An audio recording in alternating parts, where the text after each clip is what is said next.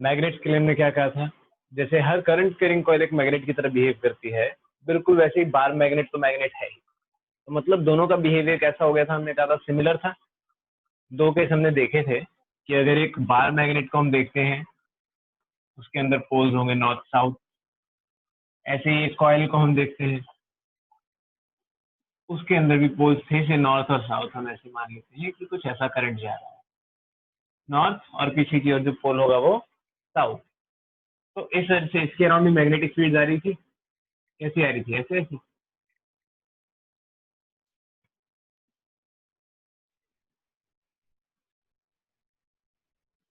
और कुछ वैसी ही मैग्नेटिक फील्ड लाइन्स यहाँ आती है।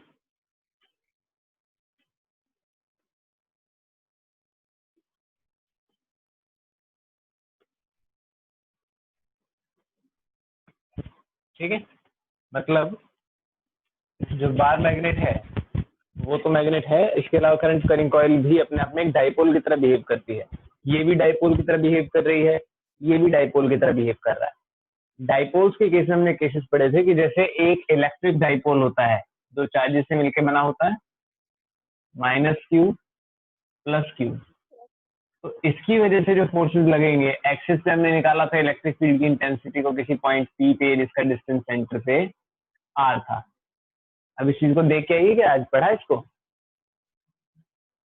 एक इलेक्ट्रिक डाइपोल होता है तो सिचुएशन क्या होती है।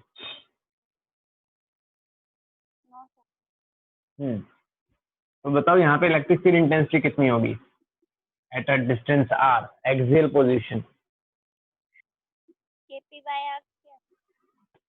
kp by r, r square. हाँ, r क्यूब आएगा और ट्वाइस आएगा इसका। एक्सियल पोजीशन पे 2kp बाय r क्यूब होगा। लेकिन जब यही सिचुएशन अगर हमारे पास इक्वेटोरियल में होती, और एक और चीज की इलेक्ट्रिक फील्ड की डायरेक्शन डाइपोल मोमेंट की डायरेक्शन में है, ई और पी सेम डायरेक्शन में है। लेकिन अगर आपके पास में यही सिचुएशन हो, बस फर्क हो जाए कि पॉइंट आपका इक्वेटोरियल पर है, ये point P at a distance R, इसकी लेंथ 2l। तो यहाँ पे इलेक्ट्रिक फील्ड इंटेंसिटी इस डायरेक्शन में आ रही थी, डाइपोल मोमेंट इधर है, इलेक्ट्रिक फील्ड इंटेंसिटी अपोजिट आ रही है। दिख रहा है? डाइपोल मोमेंट माइनस से plus, but electric field opposite जा रही है, +2 माइनस की डायरेक्शन में। पैरेलल है बट अपोजिट है। और यहाँ पे एक और चीज हमने नोट की थी कि इक्वेटोरियल की जो इलेक्ट्रिक फील्ड आती है वो आती है kp बाय r क्यूब। ये x0 के मुकाबले हाफ होती है, E = kp by r cube. ये दिख रहा है क्या लिखा हुआ?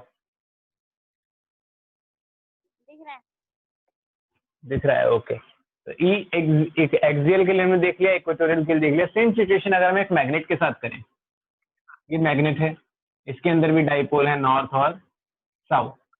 तो मैग्नेटिक फील्ड की डायरेक्शन क्या होती है? नॉर्थ से अवे। हम डाइपोल मोमेंट भी वैसे डिसाइड करते हैं, जैसे वहां -2 थी ना, यहाँ पे हम कंसिडर करते हैं साउथ टू नॉर्थ। ऐसी इसकी मोमेंट को हम कंसिडर करते हैं। क्या कंसिडरेशन है? South to north. मतलब यहाँ पे नॉर्थ बिल्कुल वैसे बिहेव कर रहा है जैसे पॉजिटिव चार्ज बिहेव करता है। पॉजिटिव चार्ज से फील्ड लाइन बाहर निकलती है, वैसे हम अज्यूम कर रहे हैं कि नॉर्थ से फील्ड लाइन बाहर निकलती है। डाइपोल मोमेंट वहां माइनस से प्लस था, तो यहाँ साउथ टू नॉर्थ।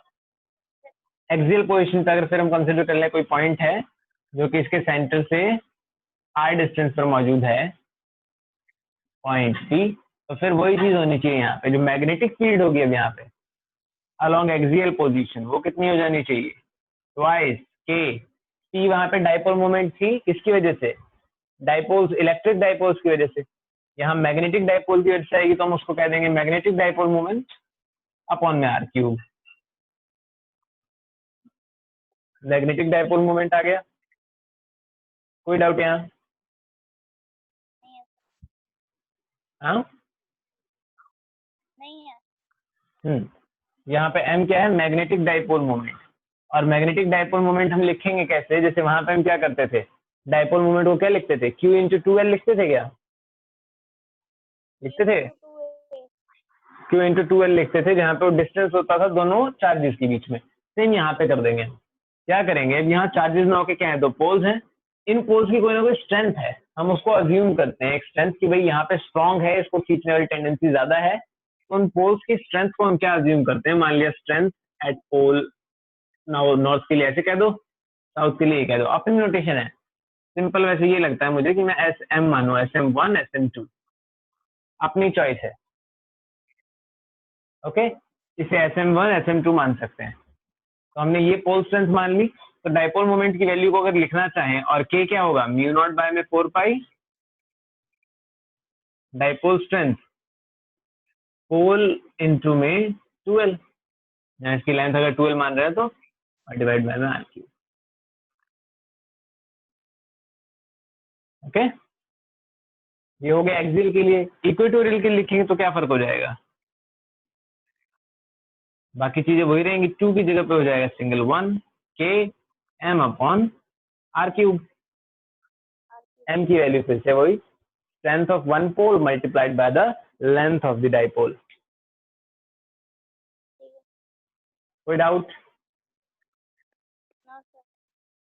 आ गया ना। अब देखो, हमने इससे पहले किया था कि अगर एक डाइपोल को आप मैग्नेटिक फील्ड में रखते हो तो उससे फोर्स लगता है, क्यों, क्योंकि वो मैग्नेट है। सिमिलरली अगर मैं, ये नोट कर लो एक बार, ये नोट कर लो, थोड़ा बहुत कल का रह गया था।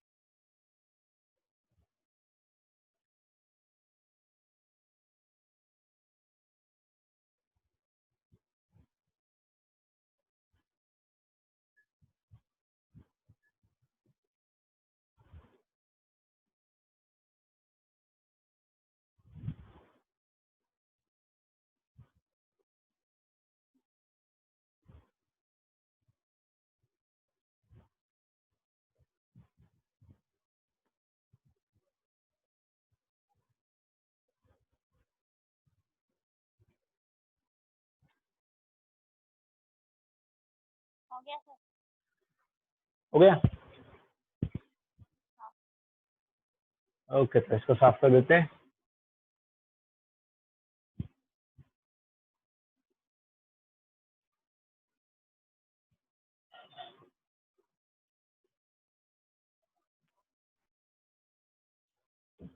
चलो ठीक है, तो पहले अगर हमारे पास एक डाइपोल होता था, से है ये डाइपोल माइनस क्यू और प्लस क्यू, और इसे हमने एक मैग्नेटिक फील्ड में रख दिया, मैग्नेटिक फील्ड बी। ये केस किया है ना हमने, जब एक डाइपोल को मैग्नेटिक फील्ड में रखते हैं। अब इसे अगर एक मैग्नेटिक फील्ड में रख दिया, मान लिया एंगल बना रहा है ये थीटा, तो इस पर कोई ना कोई फोर्स लगेगा। हमने किया था इलेक्ट्रिक फील्ड की वजह से, याद करो, मैग्नेटिक फील्ड की वजह से नहीं किया हमने अब तक। हमने किया था कि अगर आप एक डाइपोल को एक मैग्नेटिक फील्ड में रखते हैं, तो इलेक्ट्रिक फील्ड में रखते हैं, तो उससे फोर्सेस लगते हैं। हमने किया था वो QE फोर्स लग रहे थे। हाँ, तो हमने किया था इलेक्ट्रिक फील्ड की वजह से, पर अगर यही काम हम करें मैग्नेटिक फील्ड की वजह से, तो ये भी फोर्स लगाएगी, मैग्नेटिक फील्ड भी फोर्स लगाएगी, और वो किसके बराबर हो जाएगा, अगर हम यहाँ पे करें मैग्नेटिक फील्ड,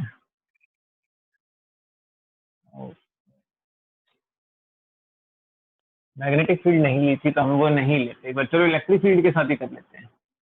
आप अगर इलेक्ट्रिक फील्ड में रखते हैं तो उससे फोर्स लगता है QE एक डायरेक्शन में, और दूसरी डायरेक्शन में भी लगता है, इस पे तो लगेगा SO, तो दूसरे पे लगेगा ठीक है, इक्वल और अपोजिट फोर्सेस लगते हैं ये,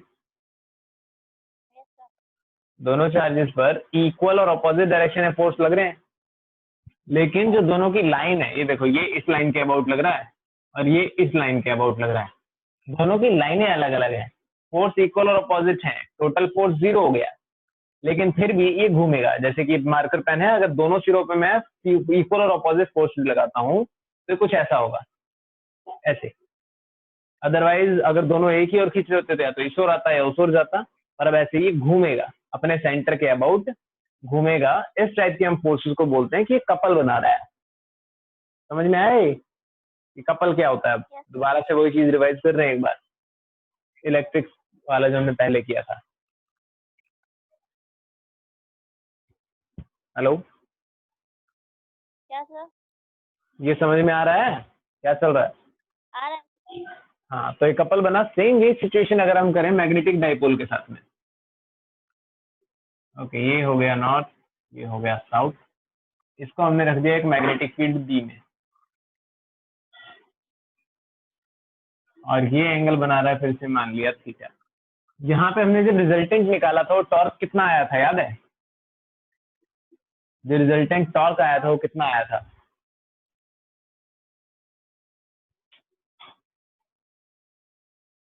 यार तो ठीक है, निकाल लेंगे। टॉर्क याद है? टॉर्क होता क्या है? फोर्स इनटू परपेंडिकुलर डिस्टेंस,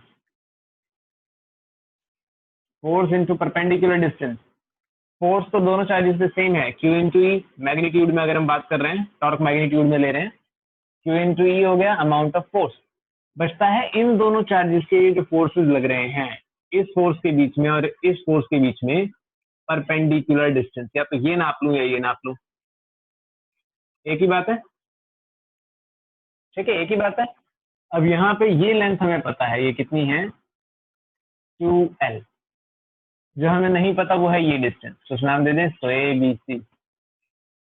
तो ए भी हमें चाहिए 2l की फॉर्म में, ये भी थीटा है, थीटा है ये भी। अब यहाँ से निकालो कौन सा हमें रूल यूज करना पड़ेगा, बेस और hypotenuse. cos theta. Cos theta. तो यहाँ से क्या आ जाएगा? कॉस थीटा, एक सेकंड, परपेंडिकुलर डिस्टेंस,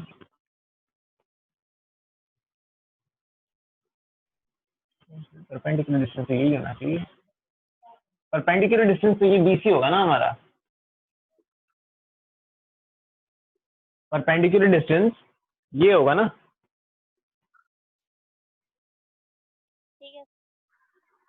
वैसे ही ठीक है, जो बोल दो ठीक है। परपेंडिकुलर डिस्टेंस ए बी होगा कि बीसी होगा?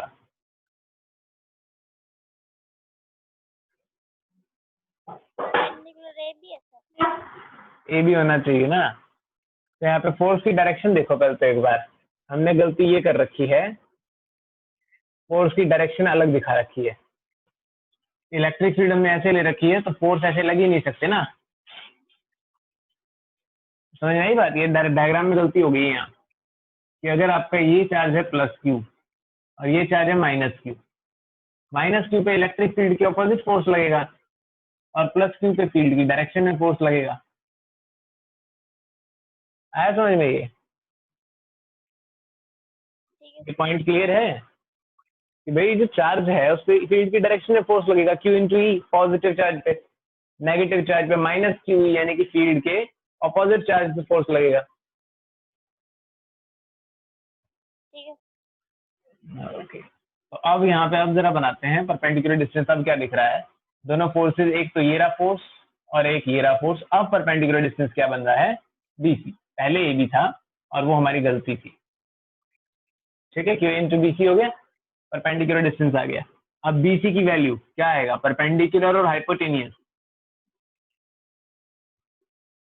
बीसी बाय में एसी इज साइन थीटा, तो BC is equals to AC sine theta और 2l साइन थीटा।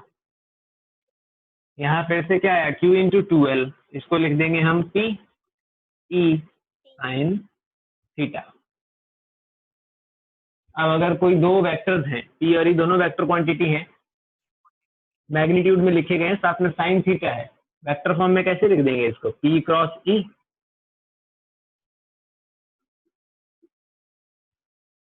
तो टॉर्क क्या आया? डाइपोल मोमेंट टाइम्स में फील्ड स्ट्रेंथ, जो भी थी, इलेक्ट्रिक थी तो इलेक्ट्रिक फील्ड स्ट्रेंथ। अब यहाँ पे अगर हम करेंगे सेम, अगर थीटा एंगल पे इसको रखा हुआ है तो यहाँ पे भी एक टॉर्क लगेगा। वो टॉर्क किसके बराबर हो जाएगा? डाइपोल मोमेंट क्रॉस, अब वहां इलेक्ट्रिक फील्ड थी, यहाँ magnetic field, magnetic field. M cross B हो जाएगा। ठीक है, एम क्रॉस बी, या मैग्नीट्यूड में लिखें तो torque is equals to M B sine theta. ठीक है, ठीक है। ओके, नेक्स्ट टॉपिक देखो। ये जो अब तक हमने किया, हमने क्या सेट किया है जस्ट कि आपकी जो डाइपोल है, चाहे वो इलेक्ट्रिक हो या मैग्नेटिक, दोनों एक तरीके से सिमिलर सा बिहेवियर शो करते हैं। बस दोनों में डाइपोल मोमेंट्स के लिए हम वर्क क्या चेंज कर लेंगे? इलेक्ट्रिक डाइपोल मोमेंट और magnetic dipole moment, electric field strength और मैग्नेटिक फील्ड स्ट्रेंथ। इतना चेंज करते ही बस हमारा सब कुछ हो जाता है सॉल्व, कोई दिक्कत ही नहीं बचती। ऑल राइट, नेक्स्ट देखो, ये एड कर दो, सर लिख लिया? नहीं लिखा है। लिखना नहीं है? No sir. ठीक है, मिटा रहा हूँ।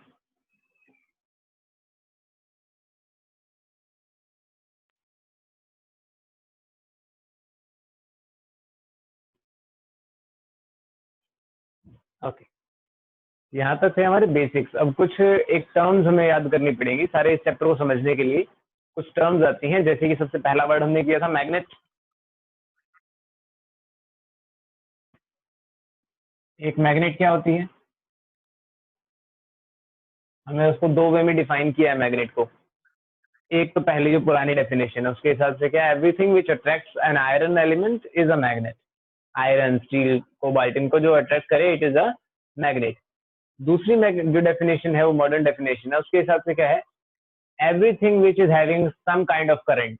अब वो करंट इलेक्ट्रिक करंट हो या किसी और पार्टिकल्स के मोशन की वजह से करंट हो, वो चीज एक मैग्नेट की तरह बिहेव करती है। Everything which is having some kind of current behaves like a magnet, हर चीज। ठीक है, नेक्स्ट चीज अगर हम देख रहे हैं तो आती है मैग्नेटिक फील्ड, मैग्नेट के अराउंड का रीजन।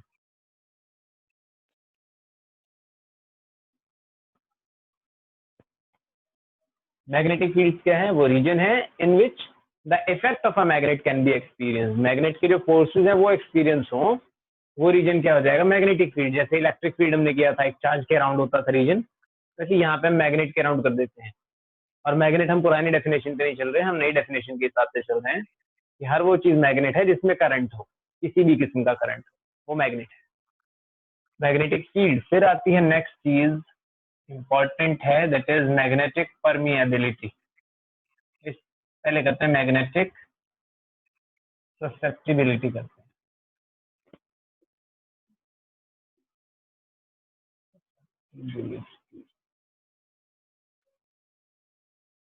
देखो वर्ड क्या कह रहा है? Susceptible, magnetic susceptibility.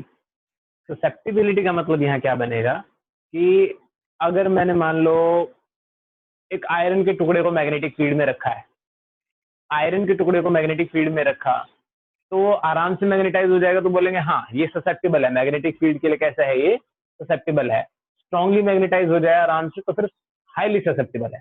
लेकिन अगर आपने रखा है और वो मैग्नेटाइज हो नहीं रहा, जैसे आपने कॉपर रख दिया, वो मैग्नेटाइज नहीं हो रहा, काफी टाइम के बाद में हुआ और होने के बाद भी क्या कर रहा है, मैग्नेटिक फील्ड को रिपेल कर रहा है उल्टा, तो यहाँ पे हम कहेंगे ससेप्टिबिलिटी उसकी काफी कम है। इवन हम वर्ड यूज करेंगे कि नेगेटिव ससेप्टिबिलिटी है। ससेप्टिबिलिटी वर्ड समझ में आ रहा है?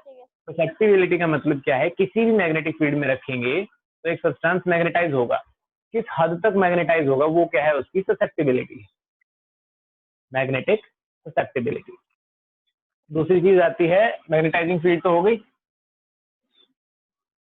एक आती है मैग्नेटाइजेशन।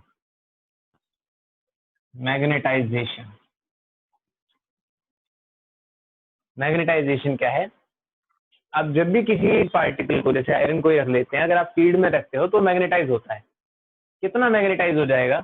अभी हम फील्ड की स्ट्रेंथ की बात नहीं कर रहे, आपने कितनी लगाई, वो जितनी भी फील्ड थी उसमें इसको रख करके आपने देखा तो मैग्नेटाइज कितना होता है, वो क्या है? Magnetisation. The process of developing magnetic properties in a substance is called magnetisation.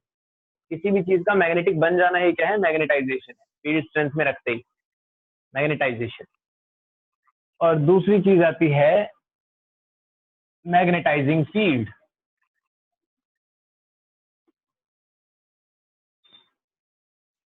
Magnetising field और इंटेंसिटी ऑफ मैग्नेटाइजेशन।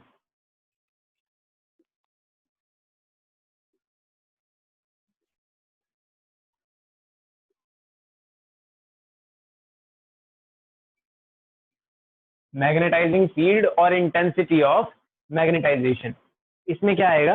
वो फील्ड, कितनी स्ट्रॉन्ग फील्ड है जिसमें आपने उसको रखा है मैग्नेटाइज करने के लिए, उसकी इंटेंसिटी क्या है, कितनी number of field lines cross कर रही हैं आपके उस मटेरियल को, वो हो जाती है फील्ड की स्ट्रेंथ, मैग्नेटाइजिंग फील्ड की स्ट्रेंथ या उसकी इंटेंसिटी। हम इसको रिप्रेजेंट कर देते हैं आई या एच से, इसको डिनोट कर देते हैं।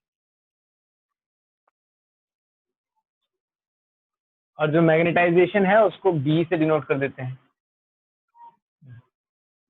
एम से।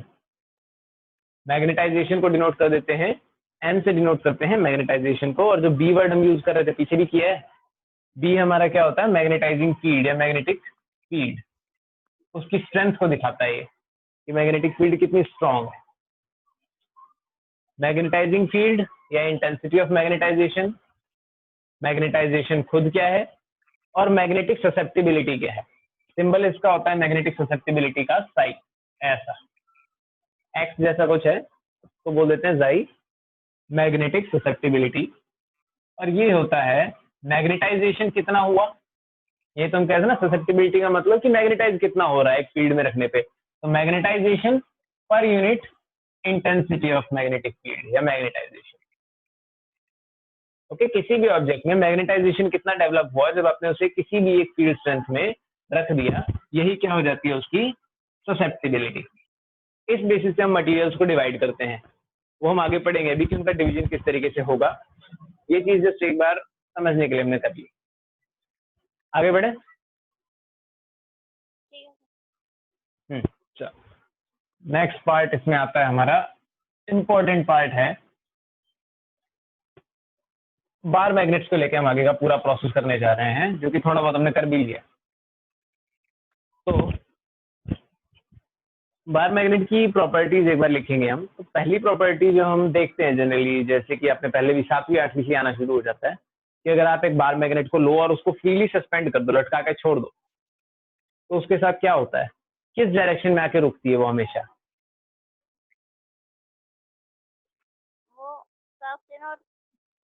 नॉर्थ साउथ डायरेक्शन में ही आके रुकती है। ओके, अगर मैं उसको उठा के पड़ोसी के कमरे में ले जाऊं, वहां पे फिर लटका के छोड़ दूं, वहां किस डायरेक्शन में लटकेगी? वहीं पे यही डायरेक्शन आएगी, साउथ और नॉर्थ। हाँ, तो मतलब आप किसी भी जगह पर हो, अर्थ पर जब तक हो, उसकी डायरेक्शन हमेशा क्या आती है? नॉर्थ से साउथ आती है, सेम डायरेक्शन आती है। साउथ। तो ऐसा क्यों होता है? तो इसके लिए कई रीजन हो सकते थे कि भाई यहाँ हो सकता है उस कमरे में फील्ड हो सकता है दूसरे कमरे में भी फील्ड हो, सब कमरों में फील्ड है, हर जगह फील्ड है। वो फील्ड कहाँ से रही है? हर जगह कॉमन सिर्फ एक चीज है, दैट इज अर्थ। मतलब अर्थ के अंदर कहीं ना कहीं से मैग्नेटिक फील्ड आती है। अब हम पहले बेसिक डेफिनेशन में पढ़ चुके हैं कि कोई भी चीज जिसमें मटेरियल मूव कर रहा है, करंट है, तो वहां पे मैग्नेटिक फील्ड होती है। और अर्थ के कोर में हमें पता है सारे मेटल्स मॉल्टन स्टेट में हैं, तो वो अपने आप अप डाउन मूवमेंट करते हैं और as a result magnetic field set up करते हैं। तो earth behaves like a magnet. Fine, earth magnet की तरह बिहेव करती है। और एक बार मैग्नेट को जब आप सस्पेंड करते हो, फ्रीली मूव करने के लायक अगर हम इसको छोड़ते हैं, तो ये हमेशा नॉर्थ साउथ डायरेक्शन में आ जाती है। और ये जो नॉर्थ है, बार मैग्नेट का नॉर्थ किसको दिखा रहा होता है यहाँ पे? नॉर्थ।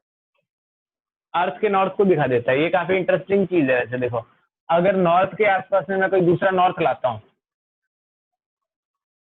तो ये तो मुड़ जाएगा, इस और कौन सा हिस्सा आ जाएगा? साउथ आ जाएगा। साउथ। लेकिन अर्थ के केस में आप नॉर्थ दिखा रहे हो अर्थ का, और मैग्नेट भी उसी और नॉर्थ लेके बैठी है। ये तो गड़बड़ हो गया, नॉर्थ तो नॉर्थ को रिपेल करता ना, यहाँ अट्रैक्शन हो रहा है। तो ये गड़बड़ी क्या है? तो एक्चुअली क्या होता है अर्थ के केस में जो पाया गया वो ये है कि अर्थ थोड़ी सी झुकी हुई है, ये अर्थ है, Yes, sir. ये एक एक्सिस के अबाउट में घूम रही है,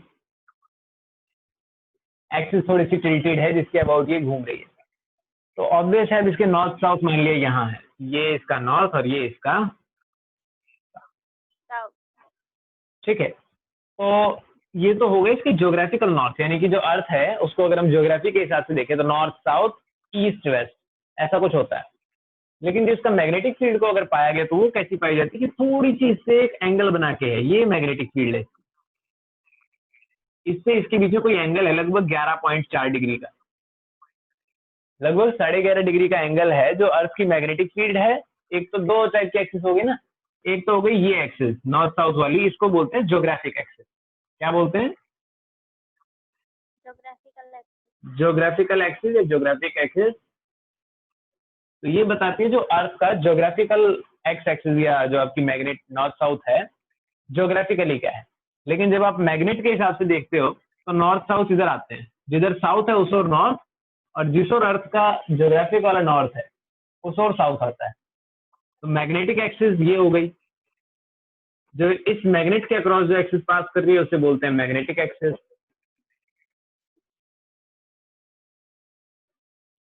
ठीक है, दो एक्सिस हो गई।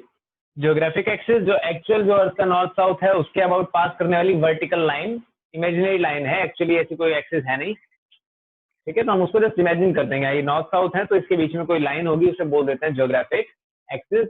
सिमिलरली जो मैग्नेट बिहेव कर रही है उस मैग्नेट के अबाउट भी एक्सिस ड्रॉ करते हैं, उसे बोलते हैं मैग्नेटिक एक्सिस। और अब इस एक्सिस के अबाउट अगर मैं एक वर्टिकल प्लेन पास करा दूं, ये एक्सिस है, इसको कट करते हुए एक प्लेन अगर गुजरता है, ये एक्सिस को कट करते हुए प्लेन, मैग्नेटिक एक्सिस को कट करते हुए जो प्लेन गुजरेगा उसे मैग्नेटिक मेरिडियन कहते हैं, और जो ज्योग्राफिकल एक्सिस को कट करते हुए गुजरेगा उसे ज्योग्राफिक मेरिडियन कहते हैं। यहाँ से अगर एक प्लेन कट करता हुआ चला जाए, इसको मैं 3D में दिखा रहा हूँ उसको, ये इस एक्सिस को कट करते हुए जो जा रहा है इसे बोलते हैं मैग्नेटिक मेरिडियन।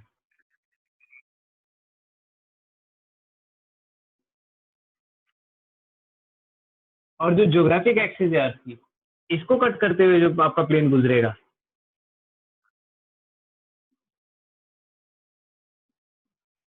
इस प्लेन को हम बोलते हैं ज्योग्राफिक मेरिडियन, क्योंकि ज्योग्राफिक एक्सिस को कट कर रहा है।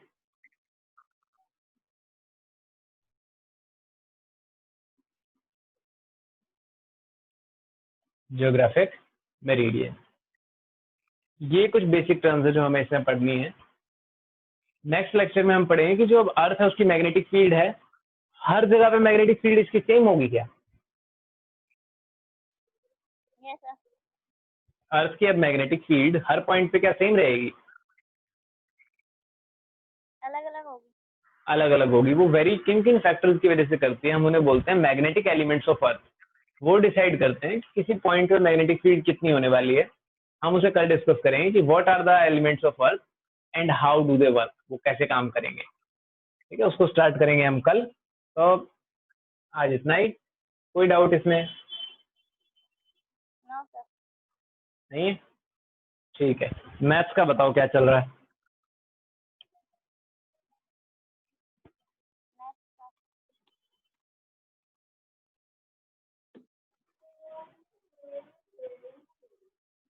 Next, sir.